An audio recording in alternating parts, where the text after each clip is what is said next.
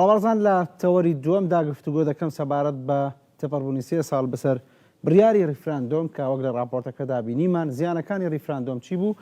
مەسعود بارزانی سەرۆکی پارتی دیموکراتی کوردستان دەڵێ بڕیاری ریفراندۆم دەستکەوتی گرانبەها بوو بۆ کورد و شانازی بوو بۆ لایەنانی کە بەشدار بوون. ئایا بەم شێوەیە و هەندێک ڕای پێچوانەیە پێیان وایە کە زیانی گەورەی بە کورد گەیاندووە و لە ڕووی ئابووری و سەربازی و تەنانەت دیبلۆماسیشەوە.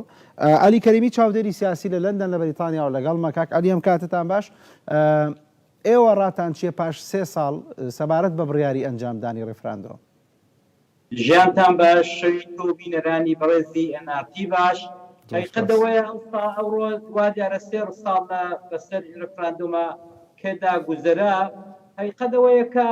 شتێکی سەیر و عەجایب هەر نەبوو بەڕاستی، یعنی ئەوەی کە ئەو ڕۆکانەش دووبارە لەسەر ئەو ئینادی خۆیان سوورن و پێیان وایە کە ڕێفراندۆم ئەوە سەربەخۆیی کوردستانیان وەدیهێناوە. نەخێر ئەسڵەنەوە نییە بەڕاستی، هەرچەند ئەمن ئەو کاتیش و ئێستاش و هەموو کاتێکیش دەڵێم کە تاچێک نییە لە ناو میلەتی کوردا دژی سەربەخۆیی کوردستان بێ، مەسەلەی سەربەخۆیی و پرس لەسەرەوەی کە ئایا کورد سەربەخۆ بێ یا سەربەخۆ نەبێت. ئەوە دڵنیا هەموو عالەم دەکەمەوە کە کەس دژی ئەوەی نییە، بەڵام ئەوەی کە بە چ بیانوویەک بە چ مزایدەیەک کۆمەڵێک سەرکردە یا کۆمەڵێک بەرژەوەندی خواست بیان هەوێ ئەوە بکەنە مزایدە، بیان هەوێ ئەوە بکەنە شتێک کە دەبەری میلەتی کوردی بکەن بۆ بەرژەوەندی خۆیان، بۆ بەرژەوەندی عائیلەی خۆیان، ئەوە شتێکی ترە. حقیقەتەوەیە ئەمن بەو لەگەڵ ئەوە نیم کە ئەوانە بەڕاستی بە تەواوی معنای دڵسۆزی و بەبیر و باوەڕ بیسپێتیان بێن بەڕاستی کەیانێک بۆ میلەتی کورد دروستکەن، چونکە ئەو کەسەی کەبی هەوێ کەیانێک بۆ میلەتی کورد دروستکایە بۆ هەر نەتەوەیەکی دیکە ئەو سەرکردەیە دەبێت ئەو پڕی لە خۆ بردوو بێت، ئەو سەرکردەیە دەبێت ئەو پڕی لە تەواضع و خاچی وندا بژی. تۆ سیرکە خۆ لە پێش چاوی ئەو میلەتەی هیچ شتێک بوو نابێ، بە تایبەت ئەم ڕۆکانە کە دنیای ئەسری مێدیا و کۆمیونیکیشنێکی سەریع و خێرایە لە هەموو دنیاە. ئێستا لێرە شتێک دەقەومێت ئێوە دەست بەجێ پێش من لە کوردستان ئاگادارن. بۆیە ئەم مزایدەکردانەی تر تازە چی دیکە کڕیاری نییە بەڕاستی، ئەوەی کە دووبارە دیسانەکانە لە ڕووی ئینادیەوە دەیڵێن. باشە، بەڵام ئێستا قسەکان جیاوازن. کاک عەلی، سەرۆکی پارتی دیموکراتی کوردستان کە ئەو کات سەرۆکی هەرێم بوو، پێی وایە هێشتا ئەم بڕیارێکی گرنگ بووە. من دڵنیام لە ناخی هەموو کوردێکدا بابەتی بوونی دەوڵەت شتێکە کە هیچ کەسێک مەگەر ینی هەز بە کوردبوونی خۆی نەکا کە حەز نەکا دەوڵەتی خۆی هەبێ، بەڵام خۆ دەبێت واقعی ناوچەکە بخوێنرێتەوە. پێت وایە ئەم جۆرە قسانە واقعیە کە ئێستا بەرپرسانی هەرێمی کوردستان دەکەن، یان بۆ منە سەرۆکی پارتی دیموکراتی کوردستان دەیکات کە هێشتا پێی وایە بڕیارەکە مێژووی بوو لە کاتێکانی وەی خاکی کوردستان لەدەست چووە، لە کاتێکدا ئابووری هەرێمی کوردستان وێران بووە، لە کاتێکدا دیبلۆماسەتی کوردی تەواو پاشەکشەی کردووە؟ وڵا تێگەیشتم، بەڵام ئەگەر بە ژووری بڵێ کە تۆزێک دەنگەکەی ئەوە کەن سافکەن چونکە دەنگەکە زۆر خراپ دێت دەنگ دەداتەوە. بەڵام بە ئەمن جواری پرسیارەکەت بدەمەوە. بەڕاستی هەر وەکو لە پێشدا ئەجزم کردن، ئەوەی کە ئەوان دەیکەن، ئەوەی کە ئەوان دەیڵێنەوە بەغەیر ئەز ئەوەی کە مبڕیەک بێ، بیانوویەک بێ بۆ دوای ئەم هەموو شکستانەی کە یەک بە دوای یەکێدا تووشی دەبن، هیچ شتێکی دیکە نییە. ئەمە بە یەک کەلیمە جێلاندنی میلەتە، بە یەک کەلیمە جێلاندنی ئەو خەڵکەیە. یعنی ئەوەی کە ئێمە 3 ساڵ لەوەی پێش دیتمان کۆمەڵێک دیپلۆمات کار و خەڵکێکە ئەکسپایر ببوون لە وڵاتانی خۆیان و بنێوی دیپلۆماتکاری ئوروپی و ئەجنەبی هێنایان، ئەو نمایشەیان پێ کرد و دواتریش هەمووی وەکو بەرزەکی بانان بۆی دەرچوون و کەس نەما و تەنانەت دۆستە دێرینەکەی خۆیان و دۆستە استراتیژیەکەکەی خۆیان کە 50 ساڵ قەراردادی نەوتیان لەگەڵ ئیمزا کردبوو، بڵم تورکیا زۆر زوو دژایەتی کردن، زۆر زوو دژایەتی ڕێفراندۆمی کرد، نە تەنیا دژایەتی کرد بۆ بەیانیەکەی سنوورەکانی لەسەرداخستین، تەیارەی نەهێژ، هاتوچۆی نەهێشت. یعنی ئەمانە بەبێ وەی کە هەر لەبەر وەی کە تۆ بتەوێ شکستێک بە شکستێکی دیکە جواب بدەیەوە، بتەوێ خەڵک سەرگەرمکەی بێنی میلەت بخەیە ئەو یاریە ئەو قمارە گەورەیە. ئەم پرسیارە زۆر جددیە کاک عەلی. لەو کاتەدا کە کورد لە کۆتایەکانی شەڕی داعش بوو پشتیوانێکی باشی نێودەوڵەتیە بوو سۆزی دنیای لەگەڵ بوو چ شتێک وای کرد کە ئەم بڕیارە بدات چونکە تەنانەت لە نانەکەی ڕکستی لەرسنیشیا بە هەمان شێوە بازدەوە دەکات کە دۆخەکەی ئەوە نییە و ئەم قمارە چی بوو وەکو هەندێک لە چاودێرەکان باس دەکەن کە بەرپرسانی کورد بڕیاریان لێدا و ئەنجامیاندا حقیقت ئەوەیە کە ئەو بنەماڵەیە ئەم حیزبە بە درێژایی مێژووی خۆیان نەیانتوانیەوە لە قەیران ڕزگاریان بێت هەمیشە و دایم لە قەیراندا دەژین یعنی ئەگە هەر نەبوو قەیرانێک بۆ خۆیان دروست دەکەن ئەگە هەر نەبوو شتێک بۆ ئەو میلەتە دەدۆزنەوە کە میلەتەکەی پێ بخافڵێنن و ئەو جارەکانە ئەوانە ئەوەندە درۆ دەکەن ئەوەندە درۆ دەکەن ئەوەندە درۆ دەکەن کە وردە خەڵک خەریکە باوەڕیان پێ بکە هەر وەکو لە 3 ساڵ لەوەی پێش هاتن کوتیان هەموو دەوڵەتانی دنیای لەگەڵمانن ئەم ڕاوێشکار و خەڵکانان هێنابوو لەسەر ئەو میدیانە شەو و ڕۆژ قسەیان دەکرد قسەی درۆ و سەیر و عەجایب کابرا هەستا لەناو 3000 ئاکادمیدا بە بەژن و باڵای سەرۆکی هەڵدەکوت بەبێەوەی کە هیچ بناغەیەکی هەبێ هیچ پایەیەکی هەبێت ئەوانە بەوەی دڵیان خۆش کرد بە نێوی مستەشار و بە نێوی خەڵکی ئاکادمی داهێنان بۆەوەی کە تاریف و تەمجیدی ئەوە بکەن ئێمە ئەوانەمان لە بێژوودا زۆر دیوە هەر لە هیتلێر و لە ستالینەوە بگرە حتا ڕزاشای ئێرانێ و حتا سەدام حوسێن خەڵکی ئاکادمی ڕۆشنبیریان دێنا بەکرێ دەگرت بۆەوەی کە بە بەژن و باڵایان هەڵبڵێن کاکە ئەو مێژوویە زۆر ئاشکرایە کاکە ئەو مێژوویەمان لەبەرە بەستە ئەوە نابێ سەرکردە بە نێوی سەرکردەی کورد ئەو کارانە بکە چونکە میلەتی کورد میلەتێکی هەژار و لێ قەوما و ئەنفال و کیمیاباران کراو بوو دەبوو ئەو ڕۆکانە کەسێک داوای سەربەخۆی و رەفراندۆمی کوردستانی کردبایە و بەڕاستی لە پێی ڕاوەستابایە کە بەڕاستی وەکو خەڵکەکەی لە خان و قوڕەکاندا خەڵکەکەی وەکو خەڵکەکەی بە هەژاری ژابایە وەکو خەڵکەکەی بە بێکارەبایی ژابایە وەکو خەڵکەکەی خۆی بە بێمەعاشی ژابایە بەڵام تۆ وەرە ئەی میلەت وەرن سەیرکەن خۆ هەولێر هێندە دوور نییە خۆ کوردستان هەمووی 3 شارە بڕۆن سەیرکەن بزانن بارەگا و بەر و کۆشک و ئیخۆی ئیکوڕی ئینەوەی ئیزاوای ئیبرازە کاکە هەمویان بە مەلاین دۆلارن سەروەت و سامانی ئەوانە لە حیساب باشە بەڵام کاک عەلی مێژوویەکی زۆر دوور نییە 3 ساڵ تێپەڕیەوە بەسەرەوەیە ینی ئێستا یەکێک لە ڕخنەکان کە دەگیرەوە ینی کە ئەو کەسەی کە بەرپرسی وەفدی دانوستانکار بوو بۆ سەربەخۆی ئێستا دوێنێ سوێندی یاسایی خوار بووی کە یەک پارچەی خاکی عراق بپارێزێ ئەمە نوکتێکی گەورەیە ینی ئەمە ڕخنەیەکی زۆر جددیە وە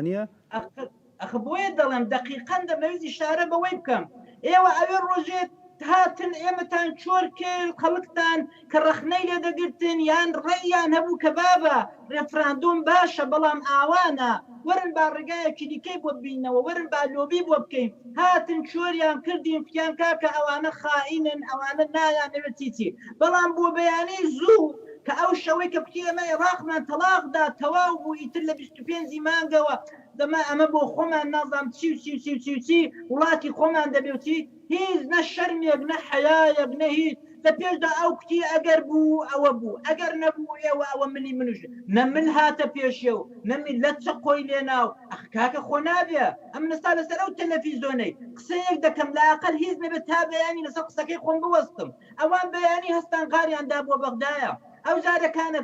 زانیان کە چیان کردووە تورکیا پشتی تێکردن سنوورەکەی لێ بەستین ئێران پشتی تێکردین هەموو سنوورەکانی بەست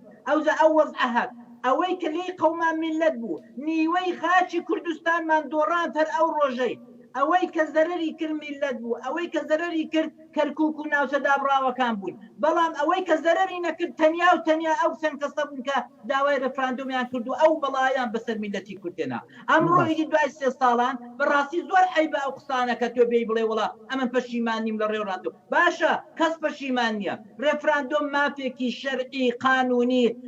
هەموو شتێکی میلەتی کوردە سەربەخۆی مافی میلەتی کوردە هەر ئەتۆ ئەسڵەن کاتێک دەبوو ئەوە بکەیت کە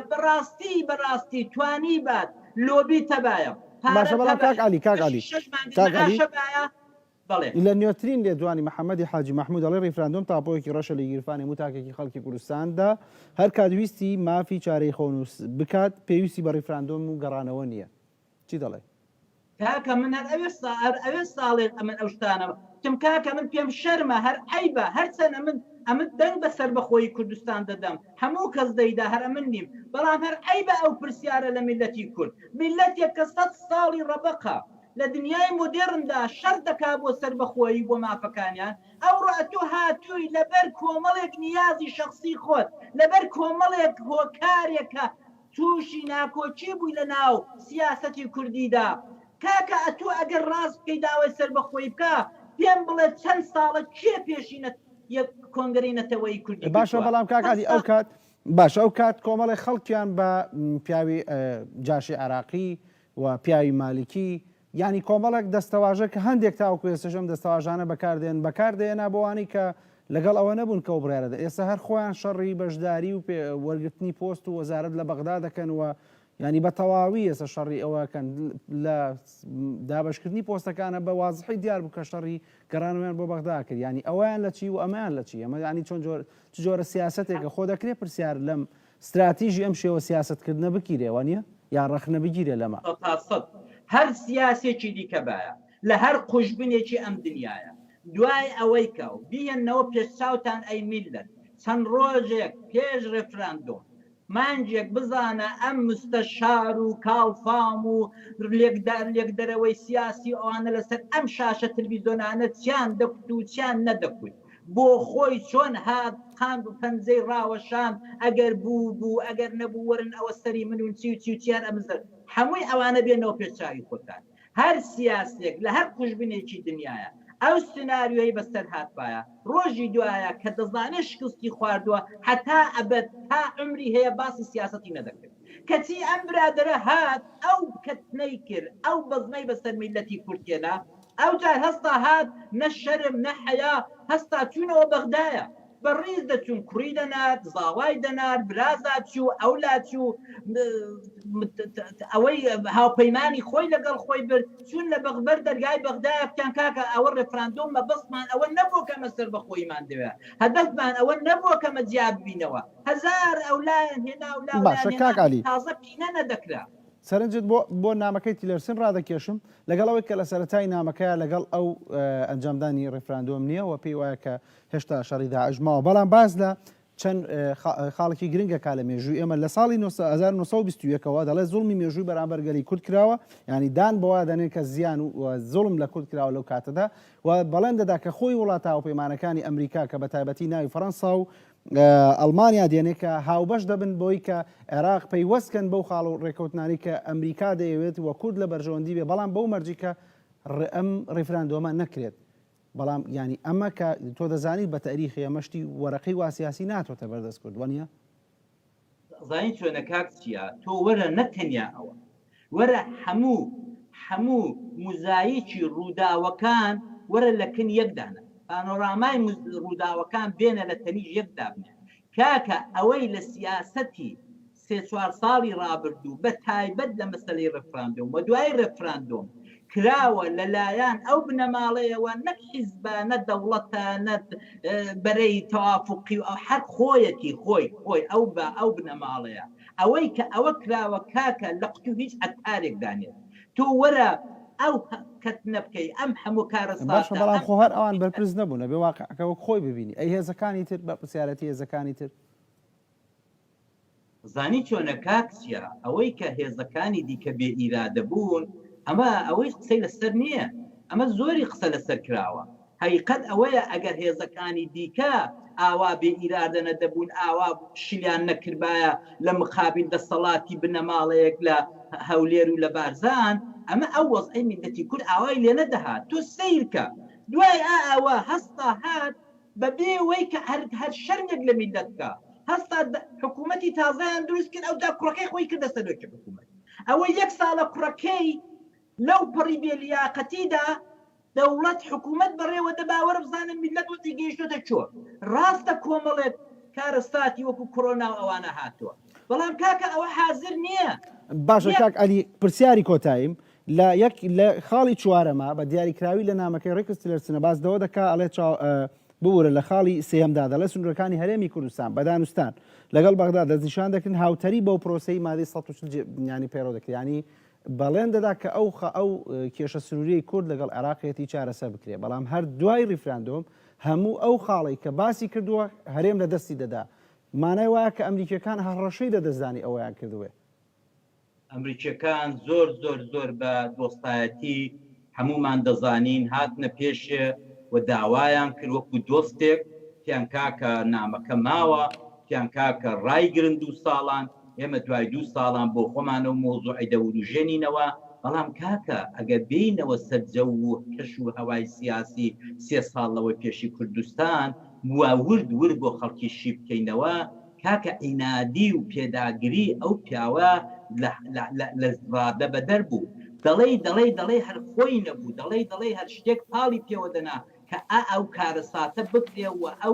ئەو کەتنە بکرێت حقیقەت ئەوەیە کە ئەمە نەتوانیمان شتێک بۆ میلەتی کورد قۆناغێک ستێپێک چینە پێشێ و ناتوانیمان دەستکەوتێکی بۆ بگرین بە عەکسەوە کۆمەڵێک دەستکەوتی کە هەمان بوو لە دەستماندا ئەبوو ئەو زەرەر و زیانەی دەبوو ئەو ڕۆکانە ئەو پیاوە دابنیشێ و پێ لەسەر خەتاکانی خۆی دابنێ ڕاستە 3 ساڵە چۆتەوە ماڵێ بەڵام کوڕەکەی کردوتە هەبەکارە بەڵام زاواکەی بۆتە زەرۆکی هەرێم بەڵام ئەو دیسانەکانە لە پشتی ئەوانەشەوە خۆی بە مەرجع دەزانێ چۆ دەستگایەکی داناوە بنیوی بارگای بارزانی ئەوە هەر نە لە دەستور و نە هەرچەند دەستورمان نیە لە هیچ قوتوویەکدانە هەر نازان ئەوە لە چۆنا هەدە ئۆرگانە ئەوجا بارگای بارزانی لە سەروی هەمووانەوەیە یعنی ئەو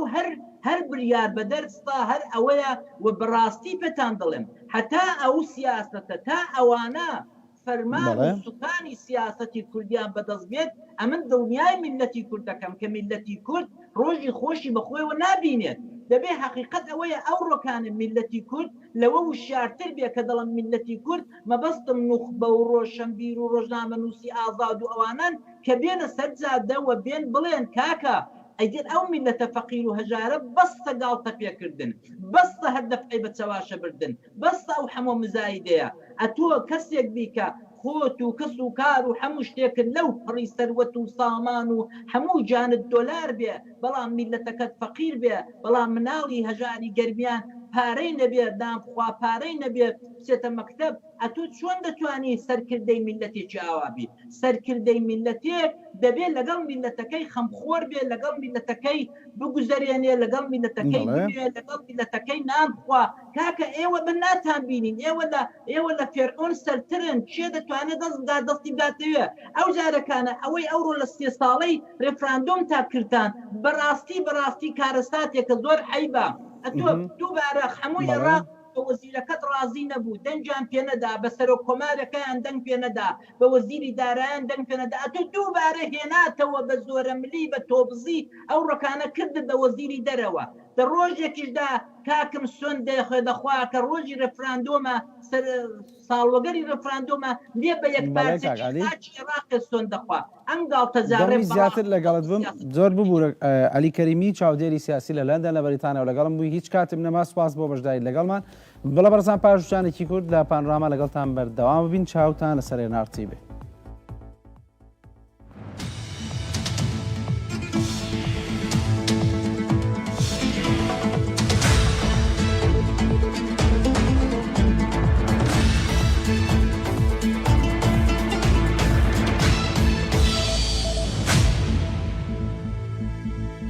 بوونی دیجیتاڵی وەرگرە لەگەڵ ئەپلیکیشنی نوێکراوەی ئاسیاسیڵ ئاسانتر بۆ بەکارهێنان و لەگەڵ تایبەتمەندی زیاتر تایبەتمەندی مۆبایلەکەت ڕ